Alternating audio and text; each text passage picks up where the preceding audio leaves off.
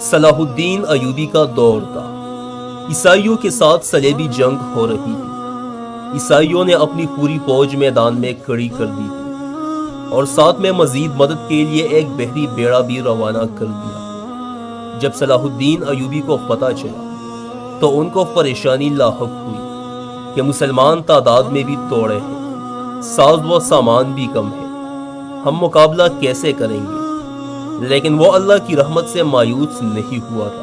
فوراً صلاح الدین ایوبی بیت المقدس میں گئے اور ساری رات رکوع اور سجدہ میں گزار کر اللہ کے سامنے منت سماجت اور دعائیں مانگی۔ جب فجر کی نماز پڑھ کر باہر آئے تو ایک نیک اور بزرگ آدمی راستے پر جاتے ہوئے جس پر صلاح الدین ایوبی کی نظر پڑ گئی، وہ اس بزرگ کے قریب آ کر سلام کر کے کہتے ہیں کہ حضور، معلوم ہوا ہے کہ عیسائیوں کا ایک بحری بیڑا نکل چکا ہے جو مسلمانوں پر حملہ کرے گا۔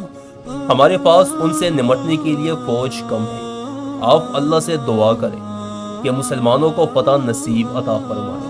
وہ بزرگ بھی صاحب نظر تھے، آنکھ اٹھا کر صلاح الدین ایوبی کے چہرے کو دیکھا اور اس کی رات کی کیفیات کو بانپ لیا۔